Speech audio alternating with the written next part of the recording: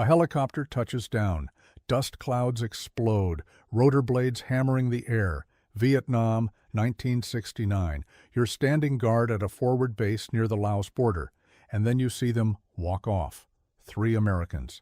But they don't look like Americans. No name tags, no rank, no dog tags, tiger stripe camo, faces painted green and black.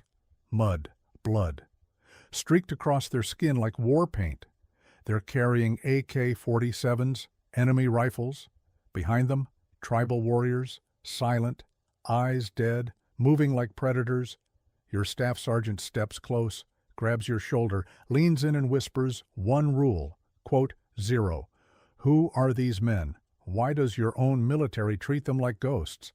And why did the Pentagon spend 50 years pretending they never existed? I'm about to show you MACV-SOG. The unit that ran over 2,600 cross-border missions into countries America wasn't at war with. Operators who were told to their faces, quote, 1. Casualty rates hit 100% on some teams, 6 medals of honor. The highest concentration of heroism awards per man in United States history. These men weren't regular soldiers, they were hunters, killers, ghosts. And the missions they ran across the fence into Laos and Cambodia, the government classified them for half a century, because what they did out there was never supposed to see daylight.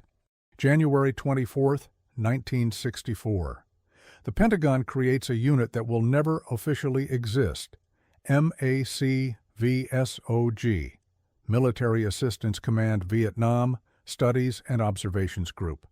The name itself was a lie. There were no studies, no observations. This was a kill team with a budget that disappeared into black holes and a mission brief that read like a confession. If you get captured across the border, the United States government will publicly deny your existence. You will rot in a cage. Your family will receive a letter saying you deserted, and your name will be scrubbed from every record. Over the next 9 years, SOG operators ran 2,600 cross-border missions into Laos, Cambodia, and North Vietnam. Places where America was not at war, countries where American boots were never supposed to touch ground. The operators knew the score. They signed papers that erased them. They traded their identities for permission to hunt. And the regular army? They had no idea what these men were doing. But when SOG came back to base, everyone knew something was wrong.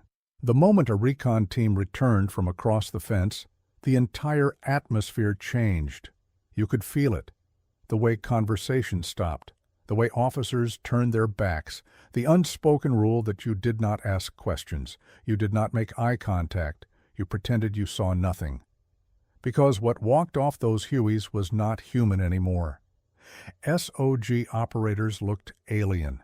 Their uniforms had no insignia, no name tapes, no unit patches, nothing that could identify them as United States soldiers. The tiger stripe camouflage they wore was not standard issue. It was designed to break up the human outline in triple canopy jungle, and it worked so well that even in broad daylight, standing 10 feet away, your brain refused to register them as men. Their faces told the real story. Camouflage paint caked on for days, sometimes weeks. Green and black stripes that had merged with sweat and dirt into a second skin, eyes that did not blink, movements that were too smooth, too quiet, like watching a predator glide through tall grass. They did not walk, they flowed, but it was the weapons that made your blood stop. AK-47s, RPDs, Chinese Type 56 pistols, SKS carbines. Every single piece of hardware in their hands was enemy issue, Soviet-made, captured, or worse, deliberately chosen, because when SOG crossed into Laos or Cambodia, they could not carry American rifles. Plausible deniability. If they got killed and the bodies were found, Washington needed to be able to say, "Those are not our men. Look at the weapons. Look at the gear. Not ours." So SOG became ghosts wearing the enemy's skin. A Marine guarding the perimeter at Forward Operating Base 2 in Kontum described it like this: You see 3 guys step off a chopper at 0300 hours. No lights, no noise. They are covered in mud and blood that is not theirs, carrying AKs with the barrels still warm, and behind them are Montagnard fighters, tribal warriors from the Central Highlands, moving in absolute silence, bare feet, crossbows on their backs, eyes that look straight through you like you are furniture. Your staff sergeant grabs you and says one sentence: "Do not look in their rucksacks, because if you saw what was inside, you were involved. You knew too much, and in Vietnam, knowing too much could get you transferred to a line unit in the A Shau Valley where life expectancy was measured in days, not months." What was in those rucksacks? Officially, nothing.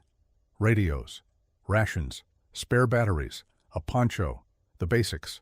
Unofficially, documents pulled from NVA headquarters, maps with supply routes. The Pentagon was not supposed to know existed, photographs, intelligence, sometimes souvenirs that regular soldiers were not allowed to take, ears, patches, personal items from enemy officers who would never be seen again. And the operators never explained a thing. They did not debrief in public. They did not share war stories in the chow hall. They walked past you like you were invisible, straight into a locked compound, behind triple barbed wire, armed guards, no entry without top-secret clearance. The regular army called them spooks, ghosts.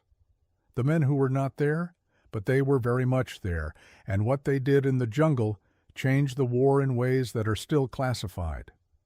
A standard SOG recon team consisted of 2 or 3 Americans and 6 to 9 indigenous fighters, usually Montagnards. Occasionally, Nungs, Chinese mercenaries who had fled Mao's revolution and were now fighting for cash and revenge. The teams had code names: Recon Team Python, Recon Team Asp, Recon Team Viper, animal names, predator names, because that is what they were.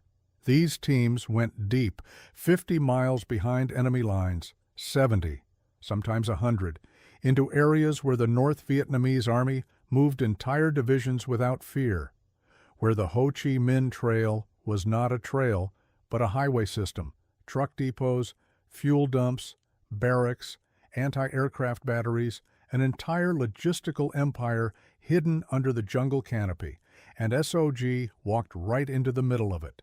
Their mission was not to fight. It was to watch, to count, to photograph, to call in airstrikes on targets that were not supposed to exist. A recon team might spend 3 days lying motionless in the mud, watching a supply convoy roll past, counting trucks, recording unit markings, watching enemy soldiers eat breakfast 15 feet away, and never making a sound, because if they were compromised, they were dead. The North Vietnamese Army put bounties on SOG heads, not in money, in prestige. Kill a man with a painted face, and you earned a promotion. Capture one alive, and you became a hero. The NVA knew these teams were out there. They hunted them with tracker units, dogs, specialists trained to read signs in the jungle, broken twigs, disturbed leaves, the faint smell of American soap. But SOG operators had become something else. They stopped using soap. They stopped shaving. They let their hair grow long. They wore enemy uniforms when it helped them blend in. They moved barefoot to feel the ground. They learned to smell the enemy before seeing him. Nuoc Mam, fish sauce. The scent that every Vietnamese soldier carried because it was in their rations. A soggy veteran named John Stryker Meyer later said, "We became the jungle. We did not hide in it. We became it." That is not poetic language. That is tactical doctrine. SOG teams practiced something called saturation patrolling. They moved so slowly that it took them an hour to cover 100 meters. Freeze, listen, watch, wait. If a bird stopped singing, they stopped moving. If the insects went quiet, they assumed enemy presence. They communicated in hand signals. A clenched fist meant freeze. 2 fingers pointed at the eyes meant I see something. A slashing motion across the throat meant enemy ahead. They did not speak, not for days, not even in whispers, because sound carried in the jungle. and the NVA were listening. The casualty rates reflected the reality of this war. Between 1964 and 1972, MACV-SOG lost operators at a rate that would have destroyed any conventional unit. Some recon teams had 100% casualty rates. Every man who served on that team was either wounded or gone. The numbers were so bad that SOG stopped tracking them publicly. But the medals told the story. 6 Medals of Honor, the highest award for valor in the United States military, awarded to SOG operators who fought battles that were never supposed to happen in countries where America was never supposed to be. That is the highest concentration of Medals of Honor per capita in American military history, higher than D-Day, higher than Iwo Jima, higher than any Ranger Battalion or SEAL team. Why? Because SOG missions were designed to be unwinnable. Take Operation Tailwind. 1970, 16 American operators and 110 Montagnard fighters are inserted into deep Laos to raid a major NVA supply base. The mission brief is simple. Get in, destroy the target, get out. But intel is wrong. The base is not a supply depot, it is a divisional headquarters. 3,000 enemy soldiers. The team lands. Within 6 hours, they are surrounded, fighting hand-to-hand, calling in airstrikes on their own position. Helicopters cannot extract them because the landing zones are hot. Gunships are running out of ammunition. The team is down to their last magazines, and they still complete the mission. They destroy the headquarters, eliminate over 200 enemy combatants, capture documents that reveal the entire enemy supply network in southern Laos. And somehow, despite being outnumbered 200 to 1, they extract with wounded, but no men left behind. That mission stayed classified for 28 years. Because Washington could not admit American soldiers were in Laos, the Paris Peace Accords, the Geneva Conventions, international law, none of it allowed U.S. ground troops in Laos or Cambodia. So the Pentagon buried the story. The operators received their medals in secret ceremonies. The citations were classified. The families were told their sons were honored for actions in South Vietnam. The lie became the official record. But the operators knew the truth. And so did the enemy. Captured NVA diaries and after-action reports describe SOG teams as devils, painted demons, men who could not be taken down. One NVA commander wrote, "We are not afraid of American infantry. They are loud and slow. We are not afraid of helicopters. We have tunnels. But when we see the men with painted faces, we run. Because they do not fight like soldiers, they fight like spirits." That fear was deliberate. SOG operators studied psychological warfare. They left calling cards, ace of spades playing cards placed on the chests of enemy soldiers they eliminated. It played on a Vietnamese superstition that the ace of spades was a death omen. They sabotaged ammunition, pulled bullets from magazines and replaced them with blanks so that enemy weapons would jam in combat. They moved objects in enemy camps while soldiers slept, repositioned rifles, emptied canteens, left footprints that led nowhere. The goal was not just to eliminate, it was to break their minds. And it worked.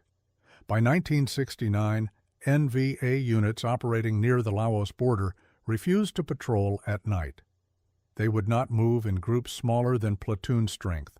They posted triple guards, fired at shadows, wasted ammunition on ghosts. Unit cohesion collapsed. Paranoia spread. Officers reported seeing American commandos in places where no Americans could possibly be, because SOG was everywhere and nowhere. The missions had code names that became legend: Prairie Fire, Operations in Laos, Bright Light, rescue missions for downed pilots and captured Americans. These were the most dangerous operations in the entire war. A Bright Light team would insert into enemy-controlled territory based on fragmentary intelligence. Maybe a radio intercept, maybe a villager's report, maybe nothing. They would search for days, following trails, checking prison camps, interrogating locals. And if they found an American prisoner, they had to extract him through 60 miles of hostile jungle with every NVA unit in the sector hunting them. The success rate was less than 20%, but they kept going because no one gets left behind. One mission in 1968 saw a 6-man recon team locate a downed F-4 pilot in the A Shau Valley. The pilot had been captured and was being moved to Hanoi. The team tracked the enemy convoy for 3 days, waited for the right moment, hit the convoy at night, took down 12 guards, recovered the pilot, and ran. The extraction point was 11 miles away, through mountains, in monsoon rain, with an entire NVA battalion tracking them. The pilot could not walk. Broken leg. They carried him, took turns, 1 man on point, 1 man rear security, 4 men rotating the litter. They made it to the landing zone with 15 minutes of daylight left. The pilot survived. The team received Valor Awards that no one outside SOG ever knew existed. That is the job. But the cost was staggering. By 1972, when SOG was officially disbanded, over 300 Americans had served in recon teams. More than half were wounded. 60 were gone, not eliminated in action, not missing. Gone. Because the U.S. government could not acknowledge their presence in Laos or Cambodia, their names were not added to the Vietnam Memorial Wall until decades later. Their families received letters saying they deserted or were lost in training accidents. The lie persisted for 50 years. The forward operating bases where SOG launched from were nightmares. FOB-1 in Phu Bai, FOB-2 in Kontum, FOB-3 in Khe Sanh, FOB-4 in Da Nang. These were not normal bases.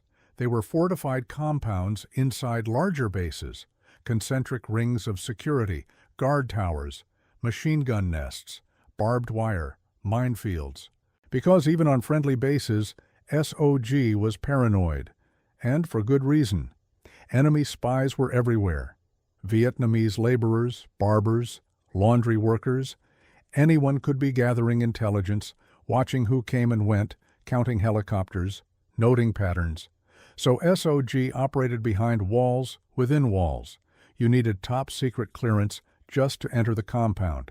Once inside, you needed compartmented access to enter certain buildings. The operations center, the armory, the briefing rooms.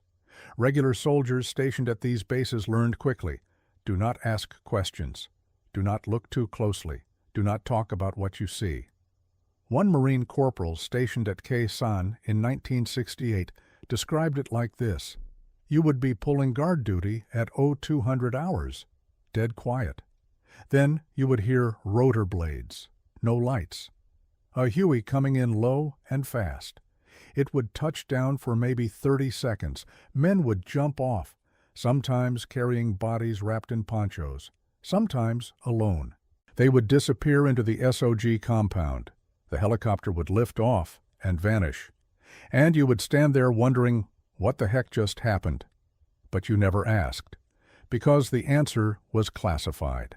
The helicopters that inserted and extracted SOG teams were not standard Army Hueys. They were South Vietnamese Air Force H-34s, big twin-rotor birds flown by Vietnamese pilots, nicknamed King Bees. These pilots were absolute maniacs. They would fly into landing zones that American pilots refused to touch, hovering in 50-foot trees while recon teams climbed rope ladders. Taking ground fire from 3 sides, rotor blades clipping branches, turbines screaming, and they kept coming back.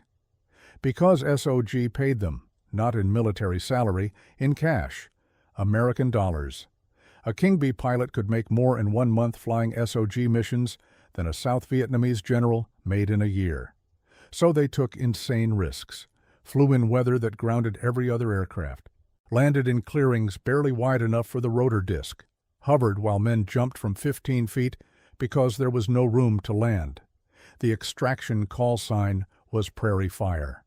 When a recon team radioed that code, every helicopter within range scrambled. Gunships, sky raiders, fast movers, everything. Because Prairie Fire meant the team was in contact, surrounded, out of ammunition, seconds from being overrun, and sometimes they were too late. Recon Team Hawaii, October 1968. 5 Americans and 4 Montagnards inserted into Laos to recon an NVA logistics hub. Day 2, they are compromised. A tracker team picks up their trail. The NVA sends 2 companies to box them in. The team runs, fighting withdrawal. They reach a clearing, call for extraction. The King Bee pilot tries to land, but takes heavy fire. Hydraulics hit. He waves off. The team keeps moving, calls in airstrikes on their own back trail. Napalm, 500-pound bombs. Cluster munitions. They buy 30 minutes. Reach another clearing. Call again. This time, 2 Huey gunships arrive first. Miniguns screaming, rockets slamming into the tree line. The King Bee comes in hot, hovers 5 feet off the ground. The team scrambles aboard, but the NVA is close. Too close. Ground fire rips through the cabin. The door gunner goes down. One of the Americans is hit. The Montagnards are laying suppressive fire out both doors. The helicopter lifts, shudders. The engine is smoking. They make it 6 miles before the engine quits. The pilot auto-rotates into a rice paddy. Hard landing. The team piles out, secures a perimeter, calls for another extraction, and waits. 20 minutes later, a Huey from the 1st Cavalry Division spots them, lands in the paddy under fire, loads everyone, wounded. The door gunner who just passed, the King Bee pilot who just lost his aircraft. Everyone. They all make it home, battered, bleeding, but alive. That happened hundreds of times. The weapons SOG carried were customized, modified. Illegal by conventional military standards, operators filed down sears on their CAR-15s to make them fire faster, sawed-off shotgun barrels for close quarters, carried sawed-off M79 grenade launchers that fit in a leg holster, used crossbows with poisoned bolts for silent elimination. Some teams carried items that were not in any manual: tomahawks, machetes, brass knuckles, garrots, whatever worked.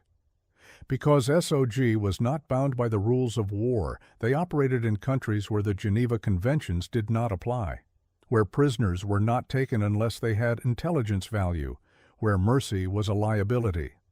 But the weapon that truly defined SOG was the knife. Every operator carried a blade, not the standard issue K-bar, custom blades, 7-inch, 8-inch, 9-inch, razor sharp, designed for one purpose: silent elimination. Because in the jungle, 50 meters from an NVA camp, you could not use a gun. The sound would compromise the entire mission, so you used steel, and SOG operators became experts. One veteran described a technique they perfected: approach from behind, left hand over the mouth. Pull the head back, right hand drives the blade into the subclavian artery. 3 seconds. The target passes without making a sound. Lower the body. Move on. That is not combat. That is butchery. But in Laos, in Cambodia, in the deep jungle where enemy soldiers outnumbered you 50-1, that is how you survived. The Montagnard fighters who accompanied SOG teams were legendary. The Montagnards were not Vietnamese. They were indigenous mountain tribes: the Bru, the Sadang, the Jarai, ethnic minorities who had been oppressed by lowland Vietnamese for centuries. They hated the North Vietnamese government, hated the Viet Cong, and when the Americans offered them weapons and training, they became the most loyal fighters in the war. A Montagnard warrior would sacrifice himself for his American team leader, not because of money, not because of politics, because of respect. SOG operators earn that respect by living with the tribes, learning their languages, eating their food, participating in their rituals. Some Green Berets were inducted into Montagnard tribes, given brass bracelets, filed teeth, treated as war chiefs. There are photographs from 1968 showing American sergeants sitting cross-legged in Montagnard longhouses, surrounded by tribal elders, bare-chested, covered in ritual scars, wearing indigenous jewelry, looking more like warlords than U.S. soldiers. And when those men walked into a fight, the Montagnards followed without question. One story from FOB2 illustrates this perfectly. A U.S. Army colonel flies in to inspect the base. He is spit-shined. Pressed uniform, ribbons, riding crop, the whole parade ground act. He walks into the Montagnard compound and starts giving orders. The Montagnards ignore him. The colonel gets angry, starts yelling, threatens to court-martial the American team sergeant for failing to maintain discipline. The team sergeant says nothing, just stands there, covered in dirt, unshaven, wearing a Montagnard bracelet. Then the village chief steps forward, 60 years old, bare feet, crossbow on his back. He looks at the colonel like he is looking at a child. Then he turns to the sergeant and says in broken English, "You want him gone?" The sergeant shakes his head. The chief nods, walks away. The colonel never came back, because in that compound, rank meant nothing. Combat meant everything. And the Montagnards knew who had earned the right to lead. The bond between SOG operators and their indigenous fighters was forged in blood. These were not mercenaries. These were brothers. When a Montagnard fighter was wounded, the Americans carried him. When an American was hit, the Montagnards formed a shield wall with their bodies. They died for each other. Recon Team Cobra. April 1969. Deep insertion into Cambodia. The team is tracking an NVA supply column. Day 4. They are compromised. A platoon-sized enemy force surrounds them. The team leader, a Green Beret sergeant named Robert Howard, is hit. Shrapnel in the chest, bleeding out. The Montagnards refuse to leave him. They form a perimeter, fight off wave after wave of NVA infantry. One by one, the Montagnards go down. 4, 5, 6. But they hold the line. Long enough for Howard to call in air support, long enough for a helicopter to attempt extraction. Howard survives. 3 of his Montagnards do not. He received the Medal of Honor. The citation described his actions as the most extraordinary display of courage in the entire Vietnam War. But Howard always said the medal belonged to the Montagnards who gave their lives so he could live. That is the SOG brotherhood. The operations SOG ran were not random. Every mission was tied to strategic intelligence. Reconnaissance teams would identify targets. Forward air controllers would verify coordinates. Then the Air Force would drop ordnance, sometimes within hours. A SOG team might be lying in the bush watching an NVA truck park disappear under 2,000-pound bombs while they were still on site. That kind of coordination required secure communications, but radio gear in Vietnam was notoriously unreliable. The PRC-25 radio weighed 25 pounds with batteries. It had a range of maybe 5 miles in open terrain. In jungle, 2 miles if you were lucky. So SOG teams climbed. They would hump their gear to the highest ground available, mountaintops, ridgelines, anywhere with line of sight to a relay station, set up antennas, call in reports, then break down and move before enemy direction-finding equipment could triangulate their position. Because the NVA had signal intelligence too, Soviet-trained technicians with radio direction finders, listening posts. Whenever SOG team transmitted, enemy units were tracking them. So transmissions were brief, coded, burst comms when possible. One transmission from Recon Team Viper in Laos, 1969, lasted 11 seconds. The team leader keyed the mic and said, "Contact, 500 enemy, immediate extract, grid coordinates," then shut down. 12 minutes later, an entire air armada arrived. A-1 Sky Raiders, F-4 Phantoms, Huey gunships, a King Bee for extraction, and the team was gone before the NVA could consolidate. That is the SOG playbook. Hit hard, vanish, leave nothing behind. But mistakes happened. Recon Team ASP, November 1969, inserted into Cambodia to photograph a suspected NVA division headquarters. The team consists of 3 Americans and 7 Montagnards. They infiltrate the target, take photos, plant sensors, everything by the book. But on extraction day, the weather turns. Monsoon rain, 0 visibility. The helicopters cannot fly. The team is stuck. For 6 days they hide in a bamboo thicket 200 meters from an enemy battalion. They do not move, do not eat, do not light fires. They lie in the mud and wait, listening to enemy soldiers walk past, hearing trucks, voices. Once an NVA patrol stops 10 feet away to smoke cigarettes. The team does not breathe. On day 7 the weather clears.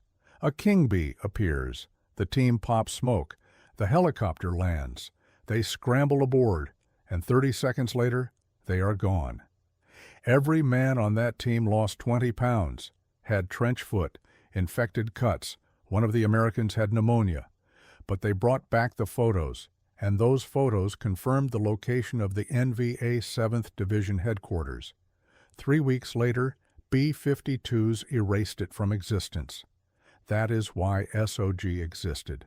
Not to fight battles, to find targets.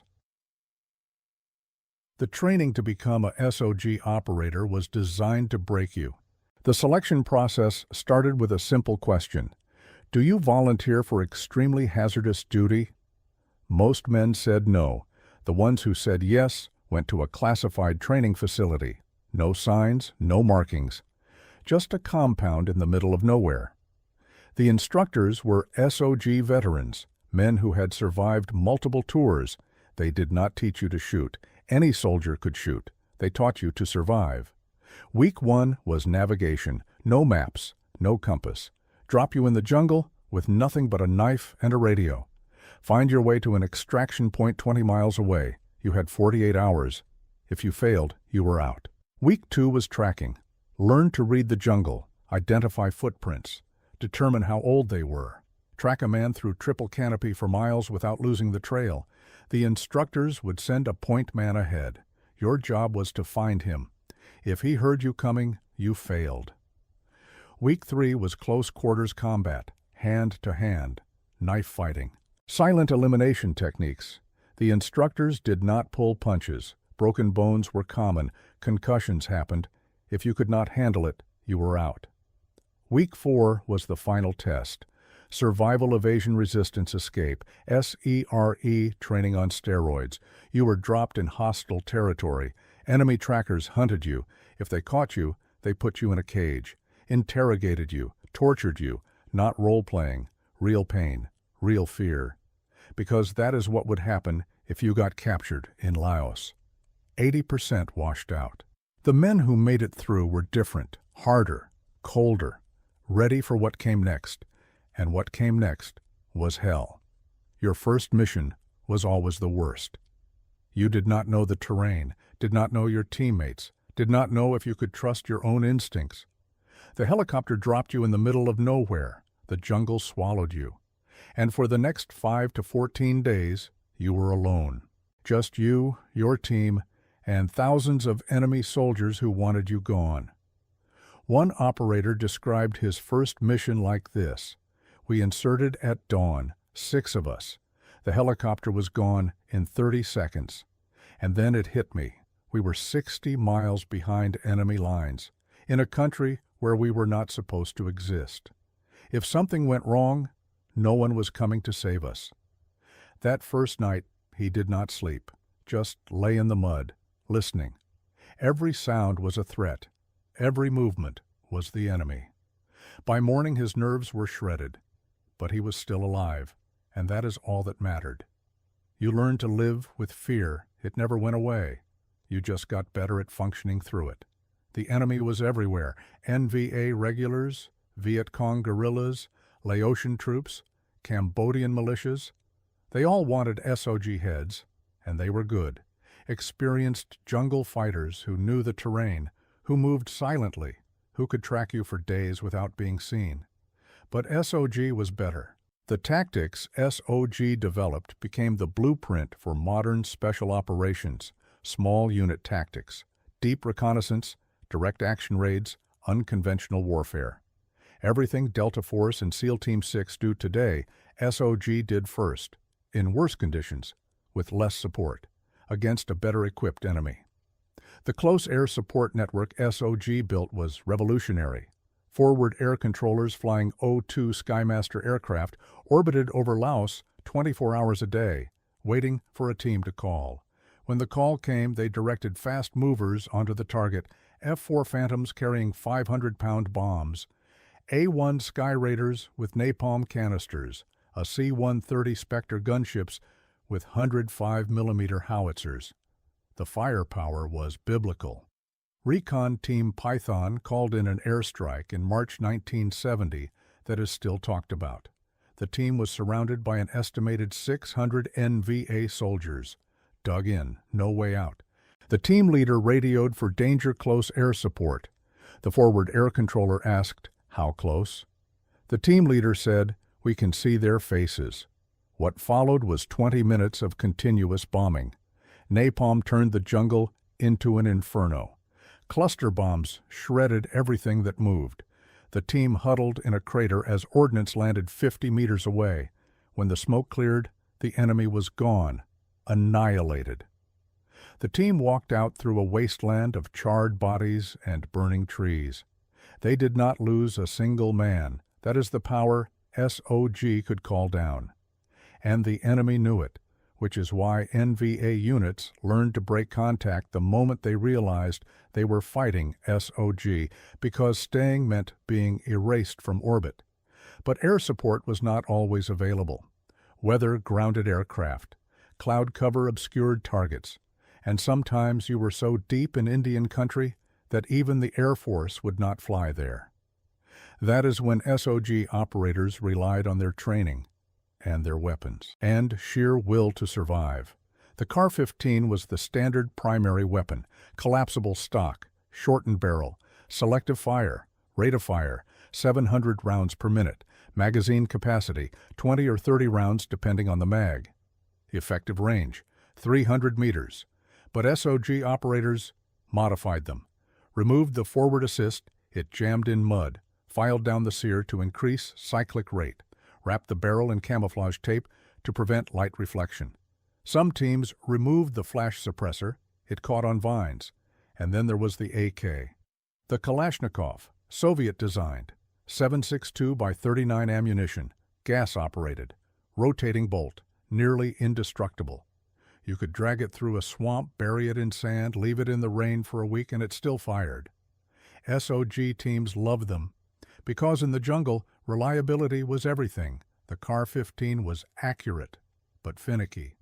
One grain of sand in the action, and you had a malfunction. The AK, it did not care. Mud, water, blood. It kept running. So operators carried both. CAR-15 for long-range engagements, AK for close quarters. And when you ran out of ammunition, you picked up whatever the enemy dropped. The grenade loadout was standard. 4 M26 fragmentation grenades, 2 white phosphorus, 1 smoke for signaling extraction.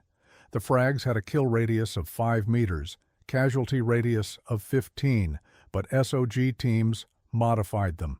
Shortened the fuse from 4 seconds to 2. Wrapped the spoon in tape for silent deployment. Why 2 seconds? Because in jungle fighting, 4 seconds gave the enemy time to throw it back. 2 seconds meant the grenade detonated in midair. Maximum casualties, no chance to react. The white phosphorus grenades were banned by international law for use against personnel, but SOG was not bound by international law. Willie Pete burned at 5,000 degrees Fahrenheit. It melted flesh, ignited bone, created smoke that lasted for minutes, and it struck terror into the enemy. One SOG operator described using Willie Pete on an NVA bunker complex. We threw 2 grenades into the firing slits. The screaming lasted 30 seconds. Then, silence. When we checked the bunker, there was nothing left, just ash and the smell of burning meat. That is the reality of SOG combat. Brutal, efficient, merciless. The psychological toll was immense. Operators who survived multiple tours came back different, quieter, more withdrawn. They did not talk about their missions, not to their families, not to other soldiers. The debriefings were classified. The after-action reports were locked in safes. Even the psychiatrists who evaluated them had top-secret clearances. Some men broke. Post-traumatic stress was not a recognized diagnosis in 1970. The term did not exist. If you could not handle the pressure, you were reassigned. sent to a desk job. Or worse, sent home with a general discharge and no benefits. So SOG operators learned to bury it. They self-medicated, drank, fought, some went native, refused to leave Vietnam, stayed in country on back-to-back tours until they were physically broken or mentally gone. One operator completed 8 tours with SOG, 96 months in the jungle. He came home in 1972, walked off the plane, took a bus to his hometown, and never spoke about Vietnam again. Not to his wife, not to his kids, not to anyone. He passed away in 2009. At his funeral, his son found a box in the attic. Inside were photographs, letters, maps, a diary, 4 Montagnard bracelets, 3 Purple Hearts, 2 Silver Stars, and a Medal of Honor citation that was still classified. The family had no idea. That is the legacy of MACV-SOG. Heroism that was buried, sacrifices that were denied, men who fought a secret war and were never allowed to claim it. The unit was officially disbanded in April 1972. The Paris Peace Accords were being negotiated. American ground troops were pulling out. And SOG's cross-border operations were a political liability. So the Pentagon shut it down, retroactively classified every mission, sealed the records. For the next 20 years, SOG did not exist. Veterans could not talk about their service, could not write books, could not share their stories. Because everything was still classified. Some tried anyway. The government threatened them with prosecution, revoked security clearances, destroyed careers. It was not until the 1990s that the first declassifications began. Slowly, carefully, redacted documents, sanitized reports, enough to confirm that yes, there was a unit called MACV-SOG. Yes, they operated in Laos and Cambodia. Yes, they did things that were not supposed to happen. But the full story is still buried. Thousands of mission reports remain classified, photographs that were never released, after-action debriefs that are still locked away. The government's official position is that releasing this material would damage national security and harm diplomatic relations. Translation: we do not want the world to know what we did, but the veterans know, and slowly they are telling their stories. Books have been written, documentaries produced, oral histories recorded. Because these men refused to pass in silence. They were the hunters, the ghosts, the men who walked into the darkest places and came back.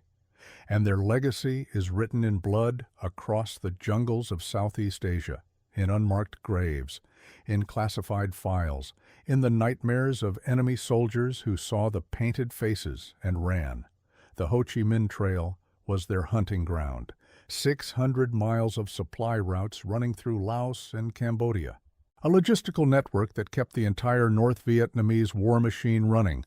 Truck parks, fuel depots, ammunition dumps, barracks, hospitals, all hidden under triple canopy jungle, and SOG found them all. The trail was not one road, it was a web, hundreds of paths, some wide enough for trucks, others barely wide enough for a man. They shifted constantly. The NVA would build a new route, use it for a few weeks, then abandon it when American bombers found it. But SOG teams were on the ground, watching, counting, photographing, calling in strikes before the enemy could move. The impact was devastating. Between 1968 and 1972, SOG teams called in over 12,000 airstrikes on trail targets. Thousands of trucks destroyed, tens of thousands of enemy soldiers eliminated, supply columns shattered. The NVA could not move during the day. American aircraft owned the skies, so they moved at night, driving without lights, navigating by memory. And even then, SOG was waiting. Teams would set up ambush positions along known routes, wait for days, then strike when a convoy passed, grenades into the cabs, claymore mines detonating under fuel trucks, the entire column engulfed in flames, and before the enemy could react, the team was gone. One recon team reported destroying a 17-truck convoy in under 2 minutes. Claymores took out the lead and trail vehicles, trapped the convoy. Then, the team walked the length of it, grenades into every cab. By the time NVA infantry arrived, the team was 300 meters away, melted into the jungle. The enemy never saw them. That is how SOG operated. Strike from nowhere, disappear, leave chaos behind.